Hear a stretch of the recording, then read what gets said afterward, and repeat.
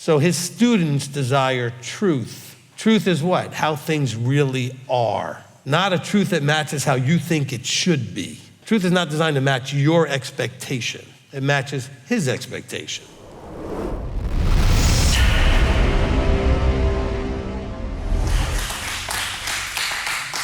Mindy, you can start us. So I'd like you to just clarify something. So if we're living life in a lot of fear, pain, we're hungry, thirsty,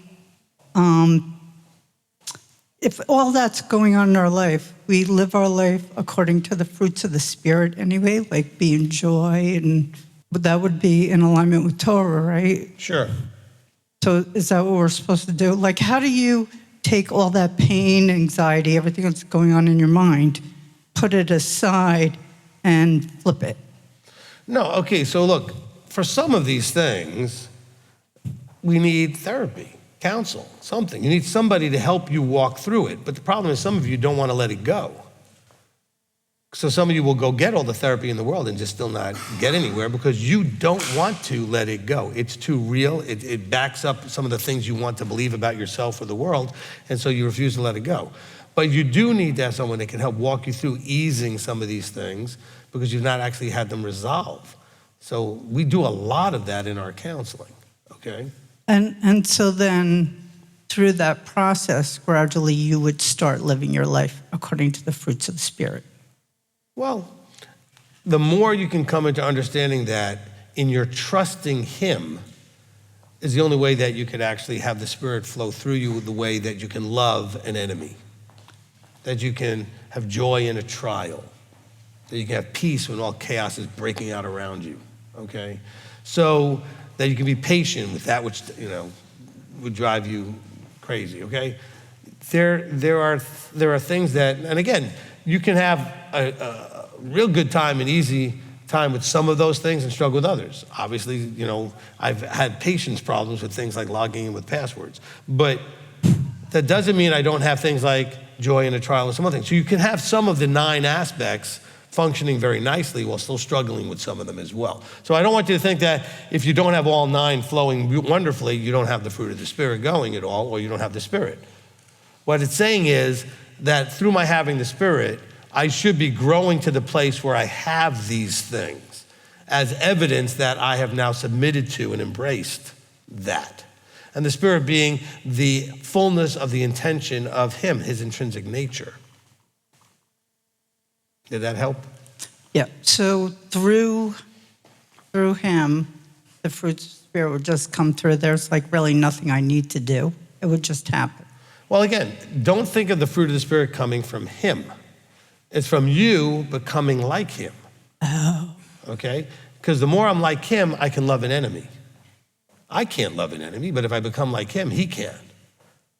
I can't have joy in a trial, but if I embrace that that's the intention of the trial, or the intention of why I should be able to love an enemy, or the intention of why I should, whatever you want to fill in the blank of any of the 9 things, then you can become like him, and then the fruit that comes out of that, because again, go back to the teaching on understanding the Ruach, understanding the Spirit.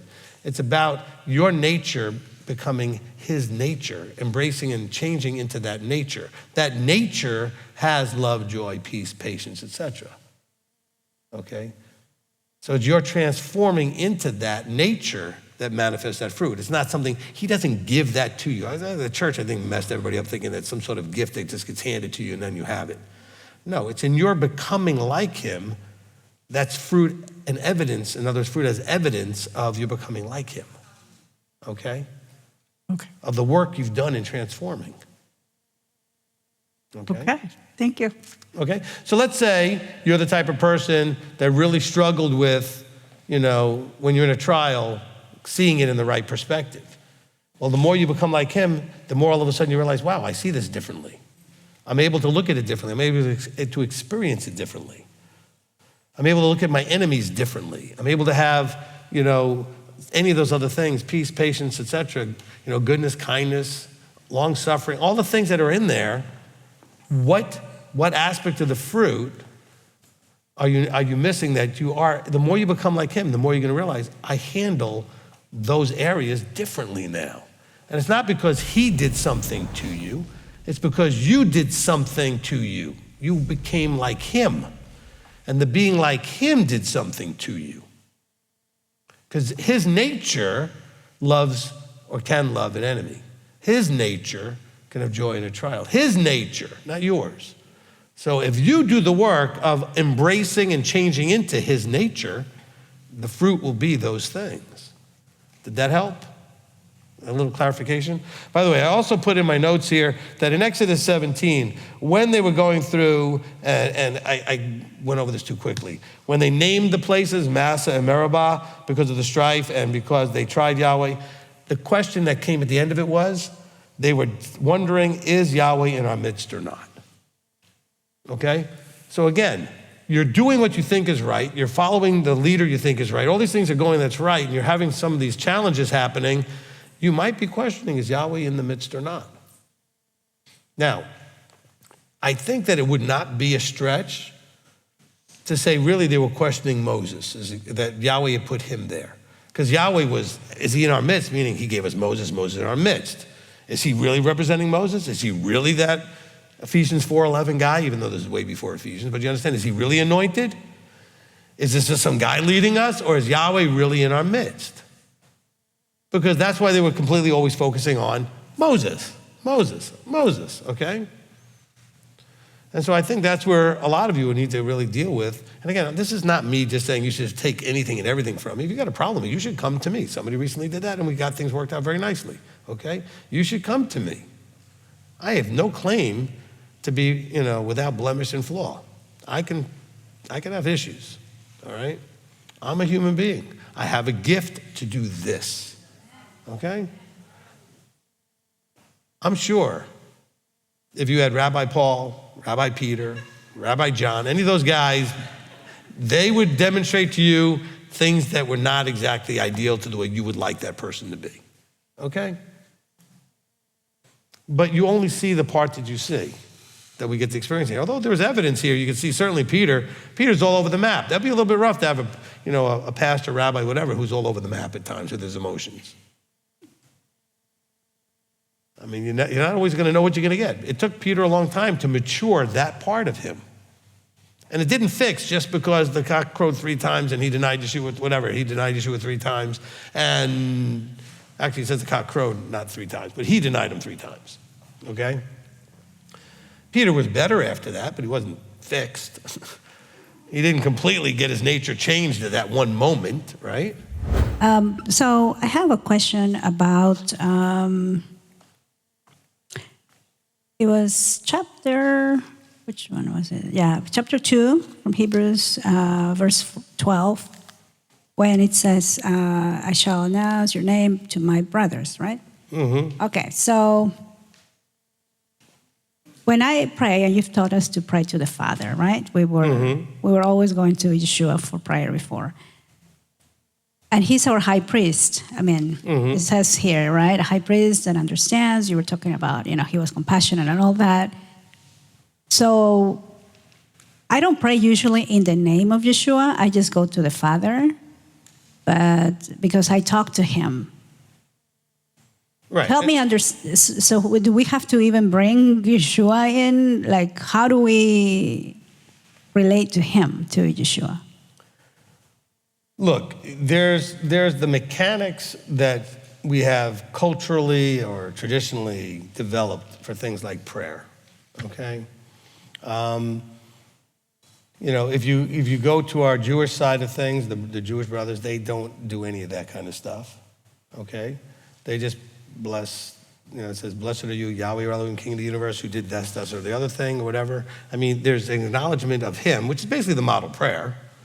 But what Yeshua says is, whatever you ask in my authority, okay, when you are properly under my authority, has a certain, benefit or power to it. But that doesn't mean when you go to talk to the Father, you don't even have to mention Yeshua in those conversations at all, unless there's a reason to, okay? I don't bring him up in a lot of my conversations with the Father. I'm talking to the Father, okay? And so,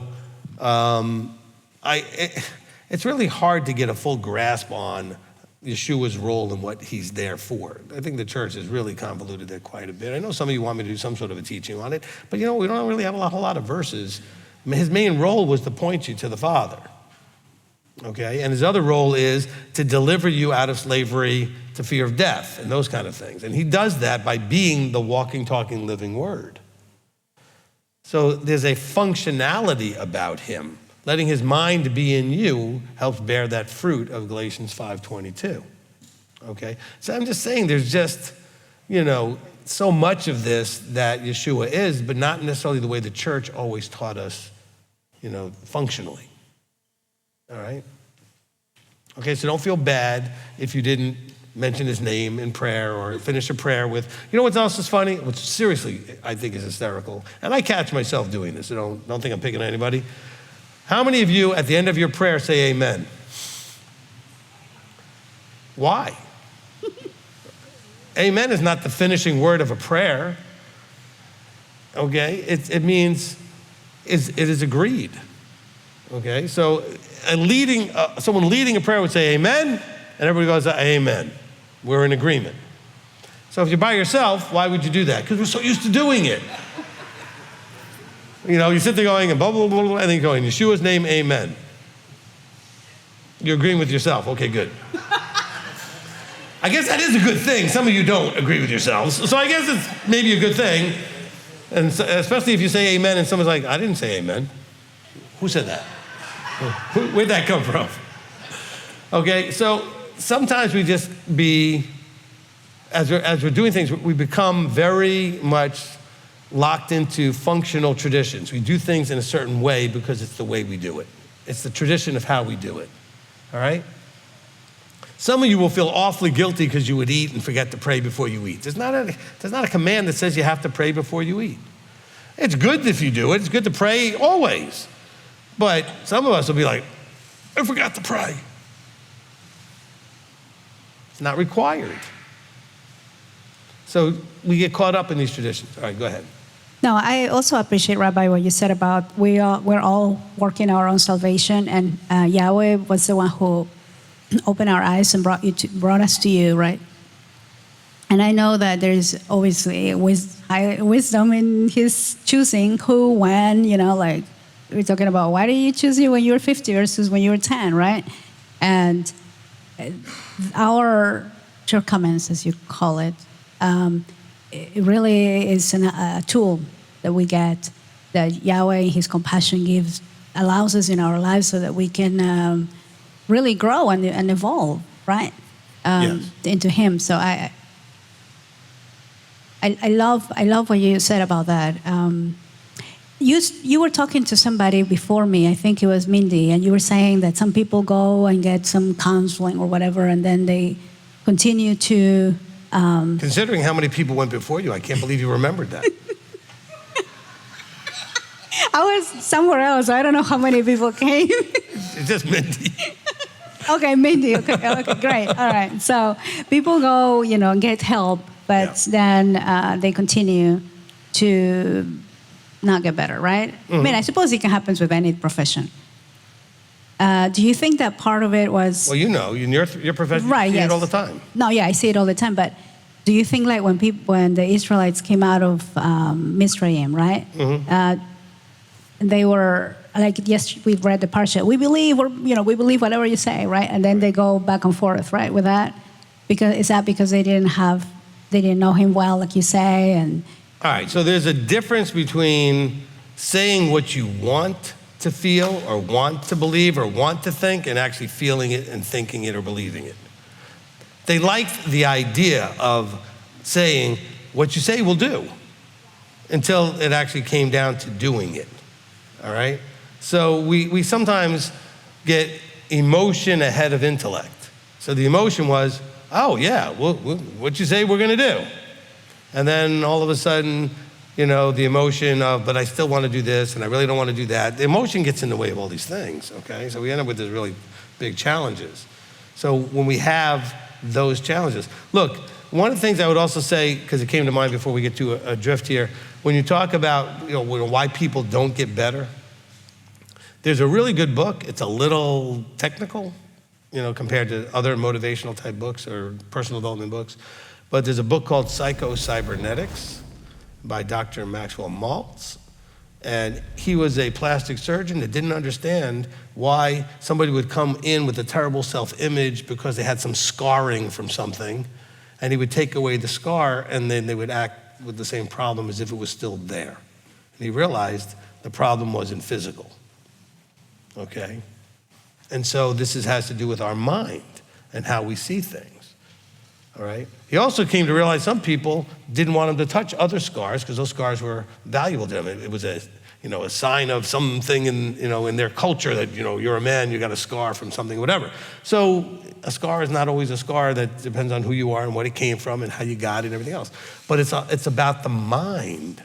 So I don't know if you've read that, but as a therapist, that's a big book. That's a good book to read, okay? All right. Okay, so my last question, Rabbi, the last verse, right? So we say that they were unable to enter in because of unbelief. So applying it to our lives, you were talking a little bit about that even at some point, that you may have a lot of belief and faith in different areas, but there is this one that you're a little bit not as strong with that, with the belief and the trust. At the end of our lives, whenever that is, it's a funny question, but how does Yahweh see that? Like, do we have to have this is the expectation? Obviously, that's the expectation, right? For us to have full belief in everything, right? Whatever happens in our lives, and what if we fall because we're not perfect? How is that going to play out at the end? Thank you. All right. So first of all, let me clarify something. Okay. There's a few verses that talk about the heart going astray. In chapter 3, it says, do not harden your heart as in the rebellion in the day of trial in the wilderness. So don't let the heart, okay. We have verse 15, it says, again, today if you would hear his voice, do not harden your hearts. And so we see over and over again, there's a problem with desire. The heart is saying what you desire, okay? And so we might say something like at the last verse, it says, well, they were unable to enter because of unbelief. But what was the cause of the unbelief? It says over and over again, the heart, the hardening of the heart. The I don't like, the I don't want, the I want this, and you said no. Do you know how many people have left here because we told them no? A good percentage of the people that left because they didn't like when I said no. Or when elders said no or whatever. I mean, they did not want to hear no.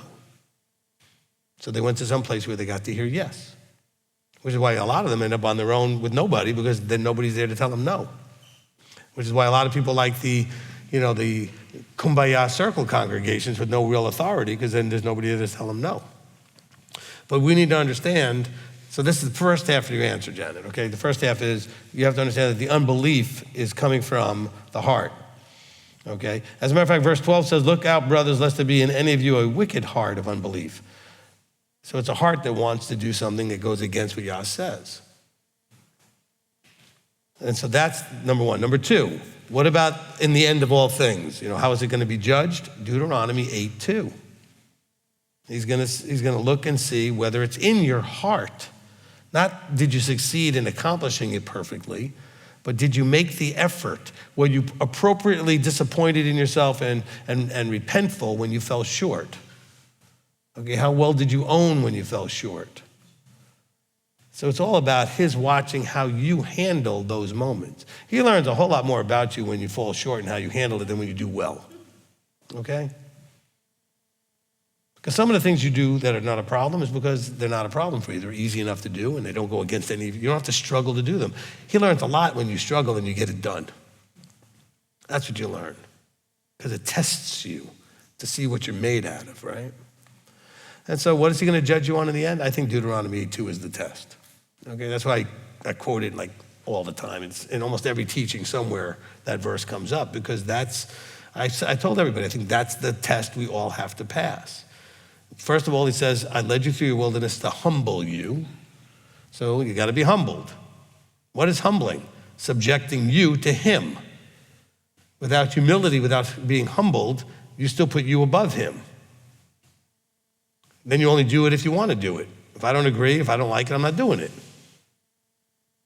And then the second is you have to show and prove to him that it's in your heart to do those things, to submit, to trust, to obey. Obedience is just a manifestation of other things that had to happen first. You had to believe him, you had to trust him, then you obeyed. Okay? There also is a proper fear, right? The beginning of things is Deuteronomy 10:12, right? The beginning of things is the fear of Yahweh. It's the beginning of understanding, wisdom, etc. It says that in Proverbs, right? When it says, now, Israel, what does Yahweh want of you? Was to fear him. But it's about awe, reverence, and respect.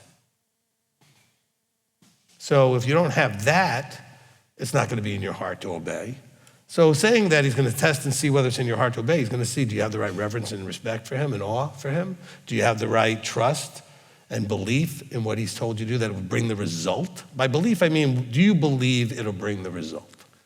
Do you believe that what he says is going to happen the way he says it? That's belief, all right? And so, we have a lot of human beings that have let us down where they've said a bunch of stuff and it didn't actually play out. Sometimes it's not even just about good things where someone said, well, I'm going to give you this or do this for you, and they don't. Sometimes it's punishments. A lot of you moms are terrible at this. You take something away from the kid, say you're not going to have that, for a week, and then you give it back the same day. So then they don't learn to believe you. Because if you're not believable in the punishments, you're also not believable in the rewards. See, that's why sometimes I think we have to understand that Yah does follow through with some of the punishments you read about in Scripture because it helps us to know he means what he says, which means we could trust all of it. The things that have already happened, we know that he said it, and exactly what he said he would do, he did. Okay? He told Moses, I'm going to send you to Egypt, I'm going to deliver my people out of Egypt, and then he did it. You said they didn't enter in because of unbelief, right? So I didn't say that, Hebrews said that. would it be correct that the unbelief was the thought? So if we use the destination cycle, right? The unbelief was the thought, but what you see, what you visually... No. It's further than that, okay? The unbelief came from a thought that was entertained and an emotion got attached. That was where I was going. They didn't enter in because of fear? The thought isn't the problem, because you can have a thought and discard it, you can have a thought and reject it. So I'm more right than I thought I was. Yeah. It's fear. They didn't enter in because of fear. Or some other emotion, they just didn't want to do it, I don't like it, I'm Okay. going to choose me over him or whatever. It was some emotion that got connected to a thought. Wrong thought with powerful emotion leads to rebellion, unbelief, all that other stuff. Okay. By the way, can I say something? That unbelief is not always, I don't believe you. Unbelief could also be, I believe this other thing that's opposite of what you said more. Yeah, that might be another thing that needs to process, okay? But I'm serious, okay? So it's not so much that I don't believe you might be right, but I believe me more than I believe you. So you tell me, do it my way, it'll work, and I say, well, I do it my way, it'll work. So that manifests as not believing you, because I'm believing something else stronger. That's rebellion. Did that help anybody? A different way of looking at it? That's why I like these afterburns, because it helps me be open to him helping me rephrase, repackage things, so sometimes it may be the way you need to hear it. All right, go ahead. So in their case, it was one of the predominant emotions was fear because they were afraid of the giants, right? Yeah. Okay. So then segueing into a different question that was not next on my list, but you just... Oh, wait. What was going on? You're talking about now the spies and the spying out the land, okay? There were those that came back. Now, Yah had already told them, this is fine, you can do it, which is the words that Joshua and Caleb heard and believed. Then the spies came back and said, we can't do this. This is crazy. They're going to kill us. There's giants, there's this, there's that, and everything else. And the people heard both, and they chose which one to believe. So it wasn't just that they didn't believe Yah, they believed the other one, which is rebellion. And that's where you have the two saying, he said we can go, let's go. Okay, yeah, there's all kinds of things that look like they're problems, but if he says it's not a problem, it's not a problem.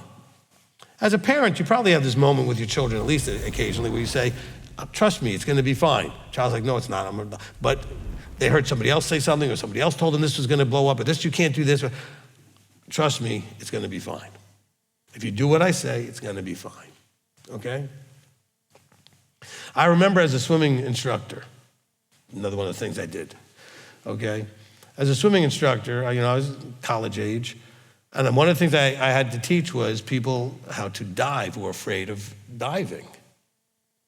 And I had to tell them, look, if you do exactly what I say, you can't belly flop, because that's what they were afraid of.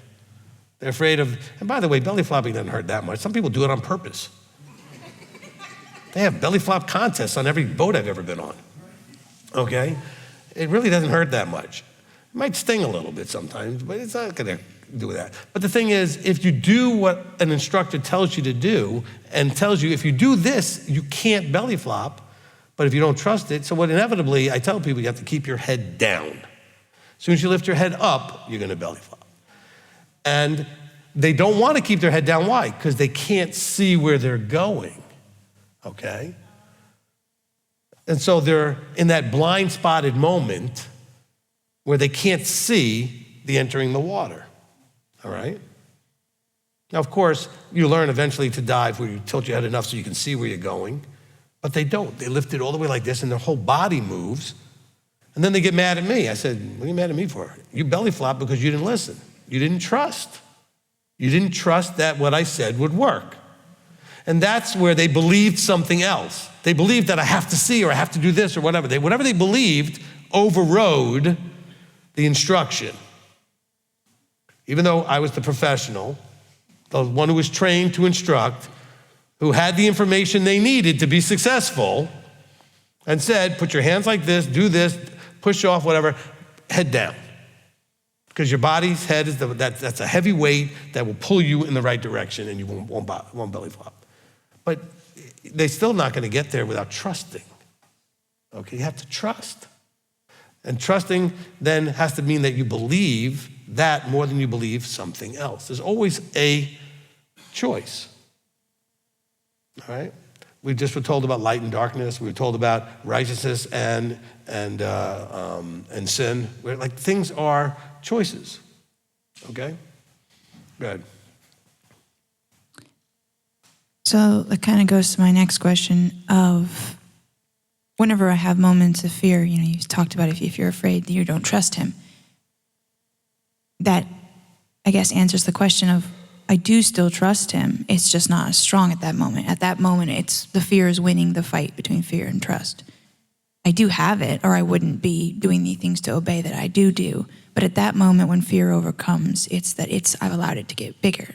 Yes. Okay. But what I'm saying is there's some thought and emotion behind the fear, okay? Correct.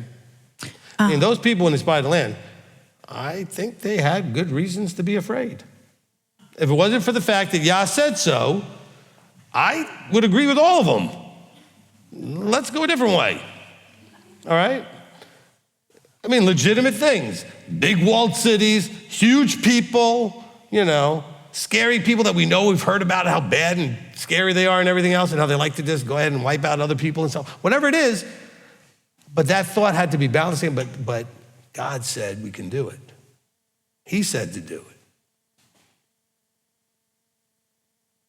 And so that's where a thought has to have enough emotion connected to it properly, okay, to give it strength. So that's what you hear David all the time saying, how much he loves the word, he loves Yah, he praises him, more precious than gold, sweeter than honey. All these things, it's an emotion that he's connected to those things. See, we don't connect emotion correctly. Remember, the intellect's got a drive, but it doesn't have any power without emotion. So it's the regulator, it's the one steering, right? The rudder, etc. But you have to have emotion to have any forward movement.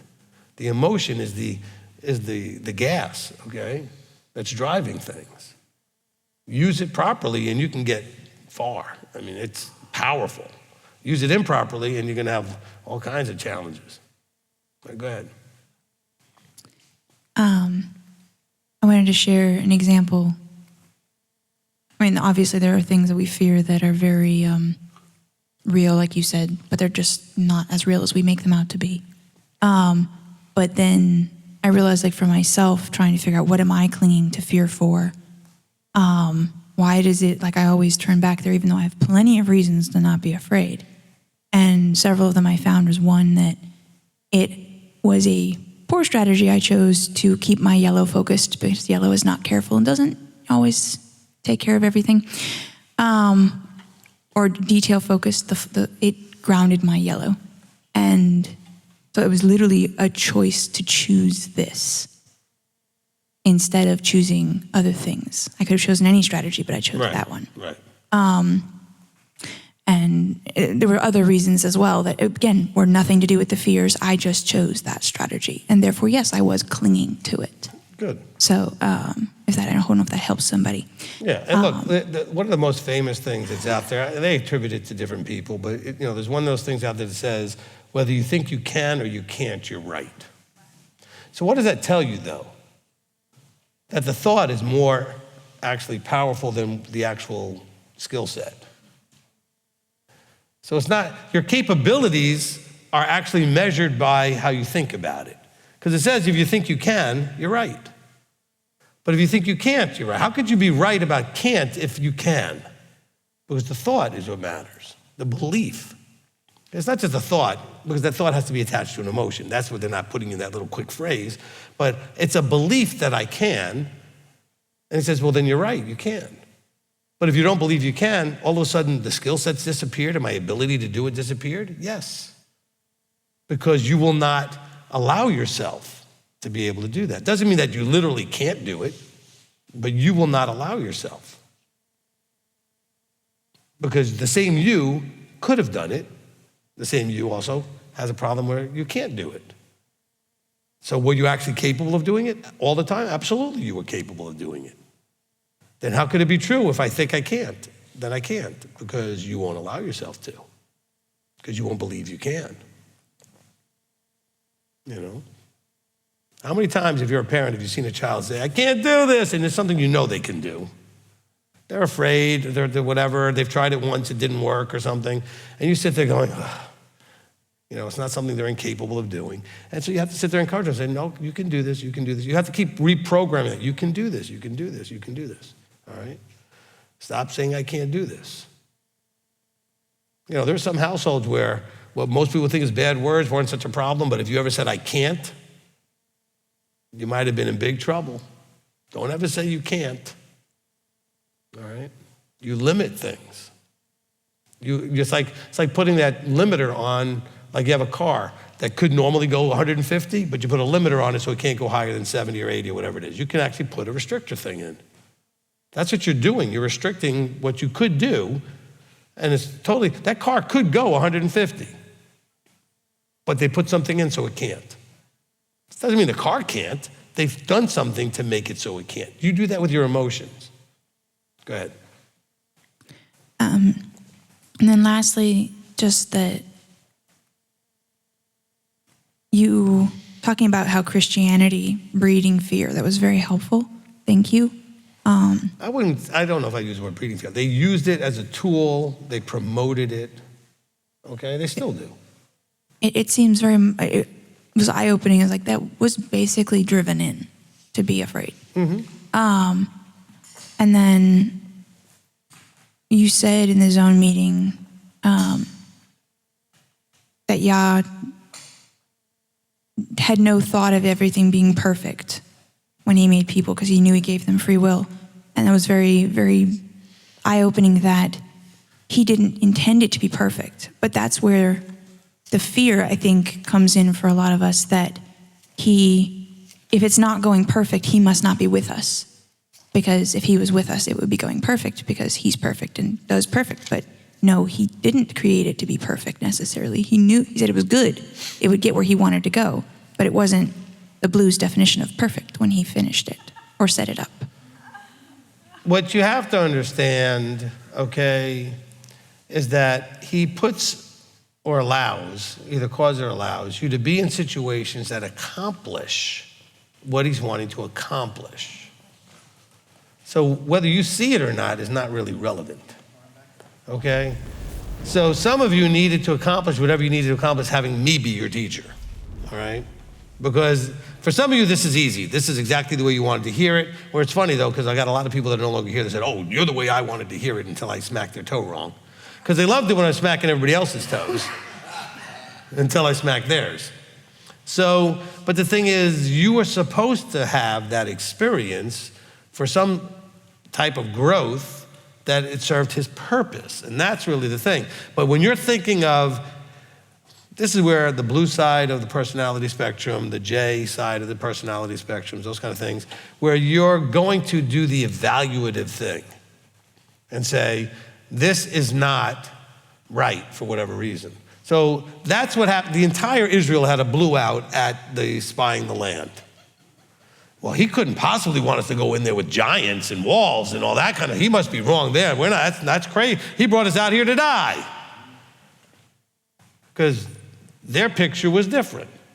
This is the same problem Judas had and others had when Messiah didn't do what they thought he would do when he came in the flesh.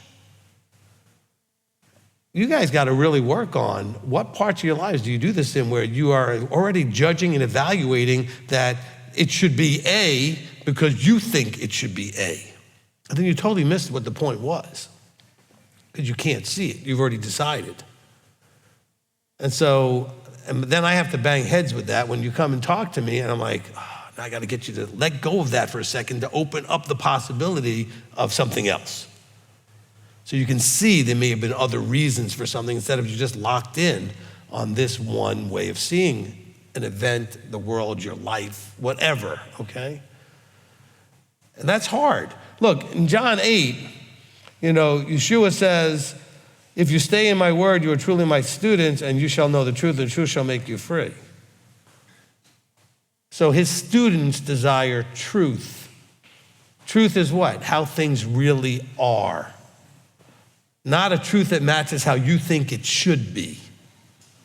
Okay, truth is not designed to match your expectation. It matches his expectation. So when Yeshua did not meet everybody's expectation, a lot of people had a problem with him. He said a few things. By the way, I don't feel terrible sometimes when I say stuff to get people a little upset, they don't want to listen anymore. Yeshua did that too. It says, and he said A, B, or C, and they stopped walking with him. He's crazy. He wants us to be cannibals. He said, you got to eat of my body and drink of my blood. This guy's crazy. No. He was trying to see if you can open your mind to receive something conceptually and not literally. But again, not everybody is capable of those things in their given mindset. You have to let this mind be in you. We talk about this in the Level Up class. We talk about this in any personal development thing. There are things that you would like to have in your life that you, as you are right now, are absolutely incapable of having. The only way to have them is you have to become a different person. There has to be a leveled up version of you that can have that, okay? So when you tell me, well, I can't see myself this way, no, you can't. You have to be able to see yourself to be able to do that. If you can't see yourself doing it or having it or being it, when I say you have to be a different person, I don't mean like no longer you, meaning your whole personality and what makes you you, but not the you you've always envisioned with all the limits and everything else, the limitations that you've envisioned yourself. You can't see you at that level of success in whatever the 7 areas. And you are you are right in how you believe. If you can't see it, you can't do it, okay? One of the things that was said was whatever the mind of man can conceive and truly believe, it can achieve, okay? Problem is, you can conceive a lot of things, but if you don't believe it, you can't achieve it. So you're aware that there's ability to take care of your finances or your health or your relationships or whatever aspect of your life that's all jacked up right now, but if you can't believe you can actually do it, make the changes, do what you need to do, you're never gonna do it. And you can't, as long as you stay the you are right now, which is why I call it leveling up. You have to become this next level version of you. This is you 1.0. We need you 2.0 to be able to accomplish some of the things that you need to accomplish. You're still going to be you, but the next leveled up version of you that is capable of some of these things. That's the whole point of this whole deal is that the ultimate leveling up is to become him. That's you, whatever, 0.0 of the ultimate, whatever, infinity 0.0. Okay, the ultimate version of you is the one that looks like him, that lets his mind be in you, but you're still you. Okay? I would not enjoy this congregation very much if all of you were exactly the same. It would be very bizarre. But what makes it so cool is that, when I interact with Janet and then turn around and interact with Sarah Beth, who's up there, or interact with Mindy, all the three, you're different. And then I can go interact with one of the guys, and then it's different for other reasons. And if I talk to, say, Rick, or I talk to Ben, or I talk to Tom, or they bring all kinds of different things. Some of them are faster, some of them are slower, some are louder, some are not, some of this, some of that. Some of them have these insecurities, some have those insecurities, some have these confidences, some of those other confidences. We're all different, but it's cool to watch each other grow, but yet they're still who they are, just a better, improved, healthier version, okay? Because when you level up an area, you're healthier in that area. You're healthier in your relationships, your finances, your spiritual life, your physical health, literally you could be healthier in, okay? Your community interactions, your mental health. You are healthier if you level it up. So hopefully that kind of helps, with the understanding. But you got to understand, you are so much more capable of things than you think because you won't think that you can do it. There's so much you could accomplish in any of those 7 areas that you just are not letting yourself.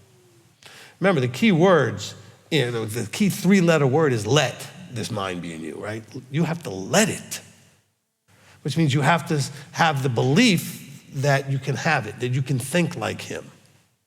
If you don't believe that's possible, it won't be possible. That 3-letter word is just destroying you. You gotta let yourself trust, let yourself believe, let yourself, have hope. All the things he wants you to do, you have the ability to not let. Now, once he's shared it with you, not letting is rebellion. That's what he's trying to tell you. When he tells you something and you don't let it, that's rebellion. Okay? That's hard. That's hardening of your heart. That's another part of what he said in the verse, your hardened hearts. When you were saying, I did not give you a spirit of fear, but a sound mind. Mm-hmm. So fear enters because of experiences. We were born, obviously, there are some things that happen, and trauma and all, abuse, all the things can bring fear, but it's always a choice if we embrace it. Help me with that, because he said, I didn't give you that, but go back to the fear of Yahweh teaching. Okay? Because the fear of Yahweh teaching helps you understand that the thing we most fear is that which we don't know, the unknown, that we don't have a relationship with, okay? There are things that you do that are not fun. Let's say I have to get a shot for something. I know it's gonna hurt a little bit, but I shouldn't be afraid of that because it's a known, okay? It's a known. And I know it's only gonna hurt for a second, if that, okay? Whatever, right? There are things that you do, you know it's gonna be not fun, but if it's a known, you're not afraid of it because it's something has to be done.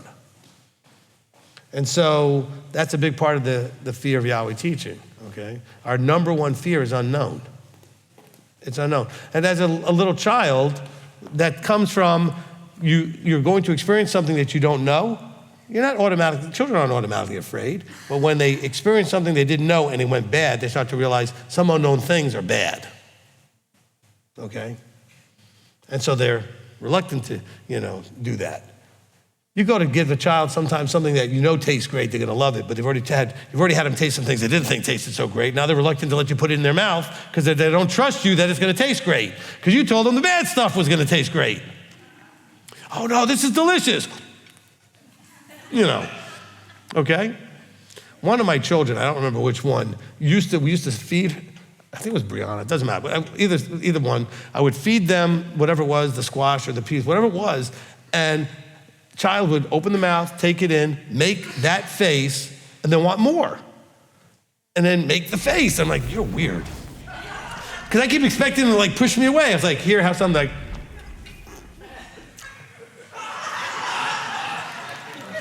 okay, you sure? Give it to him again. I'm like, okay. It was the weirdest thing. And my wife and I would be laughing hysterically, you know. Maybe they did it just to make us laugh. I don't know, because it worked. You know. Yeah, I'm only doing this because it's making you guys laugh. Because it was funny. From Olivia. Rabbi, fear at times can seem so logical and wise to a certain degree. When does it become unbelief?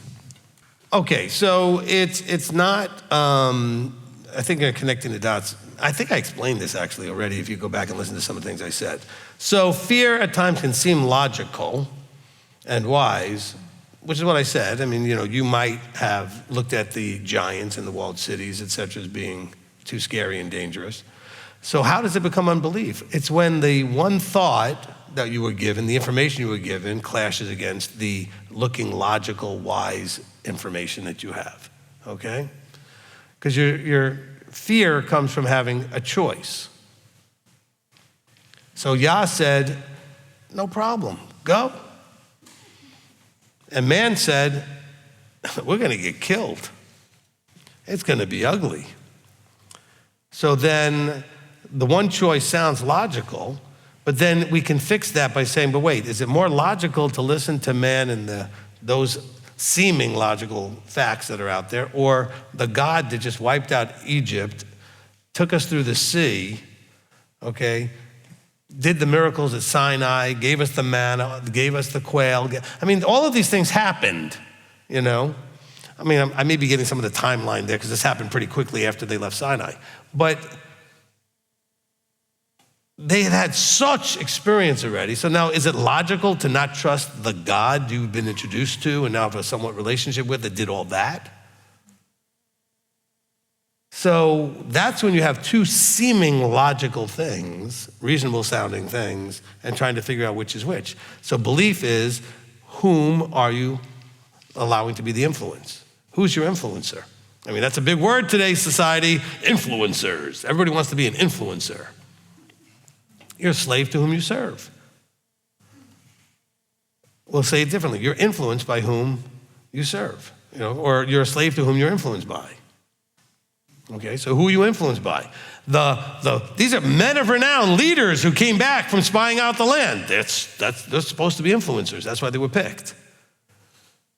And I think God did that on purpose, knowing these were strong influencers to see, will they listen to those guys? He knew they were going to be scared, at least the majority of them. Or are they going to trust me and listen to me? Because I'm going to tell them it's okay to go, in spite of what it looks like. And so when does it become unbelief? It's when you have the two competing and you choose the wrong one. Okay, the one that's him has to win. That's simply it. Even though everything in front of you, all right, he says not to do certain things on Shabbat, and then you have family members want you to do something on Shabbat, and if you don't, you're going to lose the family members, they're going to be mad at you, they're going to do all these other things because they're not mature enough to handle somebody being different. Why doesn't it ever occur to you that the problem's in them? Just because you won't do something on Sabbath with them, and it doesn't mean you can't do something any other time with them. Why are they lashing out at you? Because they want to control life and the world around them and everything else. We got a lot of control issues out there. And so you feed into this and are codependent because you allow it to upset you and potentially cause you to walk in unbelief to please them because your logical information says, well, if I don't do this, I'm going to lose them as family. They're going to do all this. They're going to hate me, blah, blah, blah, blah. They're going to badmouth me to all my siblings and whatever it is. That's probably all true. But then Yah says, but if you listen to me, the good stuff is coming too. Well, which one is more logical and wise to you? Okay.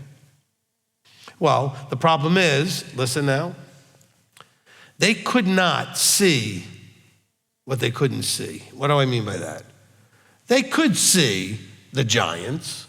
the walls, big cities, meaning lots of people, well-armed, and all these other things. They couldn't see how he would get them through it. And so we tend to respond to what we see. When they got caught between the rock and the sea, so to speak, and the Egyptians, they couldn't come up with the idea they would just part the sea. So they were freaking out. Moses said, calm down. Be still and see the awesomeness that is Yah. When he does things you can't have come up with and there's no way you would come up with that. I mean, we all know about the story of the parting of the sea, but if you had never heard of that, there's no thought in your head that that's how the answer is going to be. He's going to defeat the army for them. He's going to create, there's no thought that he's just going to split the sea. But you can't envision what you have nothing in your experience would actually come up with. These people had enough experience with people and giants, I guess, to whatever degree, that they're like, I know what we're capable of. We're a bunch of slaves who've been out free for 5 minutes, and these people know what they're doing, okay? This isn't gonna be pretty. We are gonna get slaughtered. That was completely logical and rational and made sense. It also made sense to believe Yahweh, but they couldn't figure out how he was gonna do it, okay? They couldn't figure out how he was gonna do it. Same thing when they were thirsty. Well, we don't see any water around. But do you believe he can give you the water? You know. Yeah, but I can't figure out how he's going to do it, so it's not true. All right? And I've had that problem in a human sense. There are times where I, as a fairly competent, aggressive, person who says, I can do something, or yes, I can handle this, or whatever, I often get treated with doubt because the person can't figure how I'm going to do it. And quite frankly, I might not know how I'm going to do it. I just know it's going to get done. Again, if you believe you can versus believe you can't. But the thing is, if you can't see it, you can't believe it. But we're told that seeing isn't necessarily believing. We have we're in Hebrews, right? Okay, so what does it say in Hebrews 11, verse 1? Belief is the substance of what is expected, the proof of what is not seen. Okay, it's Hebrews 11, 1. But you have to have faith or belief in the unseen. The thing you know is coming, but you can't see it, but you believe it anyway. That's hard, okay? So really, Olivia, it has to do with when you have two conflicting, scenarios. One says do, the other says don't. The one that says do or don't, doesn't matter which side of it. The one that's wrong has all kinds of concrete, seeable, experiential things that you can point to that says this is why you should or shouldn't do. And then the one that you should be doing, which is not coming from you, but you can't see it. You haven't experienced it. So you have no idea how it'll play out. That's where unbelief can kick in, okay? So you end up doing what you're more familiar with because you understand that. I mean, those of you that are, I don't know, let's say you're at least 40, 50 plus. I probably can go down a lot younger than that. There's got to be a bunch of things, if I asked you, that you did in your life that you never thought you would have done. Things that you did you never thought you could have done. But I'm sure there's plenty of things that you found out, wow, man, I can't believe I did that. But you did. But you couldn't have believed it till you did it. Okay, it's just one of those things. Nobody broke the 4-minute mile until one guy did because they didn't believe they could. Okay? The Roger Bannister beat the record. I mean, everybody thought they would die if they broke it. So what did they do? They self-regulated and said, nobody can do it, so nobody did it. It's not like they slowed down when they knew what time it was. They just did not run knowing they couldn't do it. As soon as he did it, a whole bunch of people did it right after he did it, same year. What was holding them back? A thought and a belief, okay? That's the only thing that was holding him back. That's such a great story to tell because literally, until he did it, nobody did it. But right after he did it, the same year, guys that same year who had already been running and could do, people that were ahead of him with records before he did it, they all did it after he did it. Because he didn't die. But everybody said you're going to die if you do this. The heart can't do that. Well, apparently it can. So what made the difference in him? He believed he could do it. He believed he wouldn't die. Was he faster than all those guys? No, there were guys who were faster than him. But he was the first one to do it. All right, another one from Olivia. Rabbi, you encouraged us to ask ourselves, are we just existing or are we living? Is just existing like embracing fear and death? I think fear and death contribute to why people exist versus living. I don't think it's the embracing of fear and death. Okay, to live, you actually have to be moving forward. Fear and death may be a reason that you're not moving forward. It may be that you have this problem in just certain areas of your life, so you're not necessarily living fully, but you're not just existing either. Okay, but the difference in living and existing, existing is just going through the motions. Basically being, you've resolved that it just doesn't get any better and you're just going through the motions. Okay, living is to be out there, being productive, making a difference in other people's lives, being functional, aiming higher, leveling up areas of your life. That's living, okay? Living things grow, okay? Living things grow. Things that just exist tend to, we call it entropy, they tend to start to degrade and eventually die, okay? So is fear and death part of it? And is something that when someone is just existing, not living, is that something they do, embrace fear and death? Yes. But I don't think embracing fear and death is the reason that someone exists versus lives, okay? Okay, there is definitely some fear that's probably causing them to just exist, that thinks that so they can't live. I mean, it's very complex to understand why people do and don't do. That's why there's so much stuff on personal development. You know, the reason I got into it when I was a teenager is I wanted to understand why people do or don't do.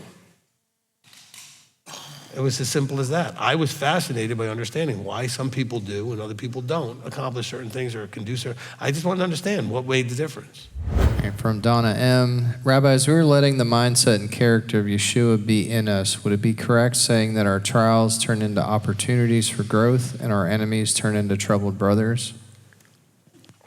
I like the first part of that. Okay, trials are opportunities for growth.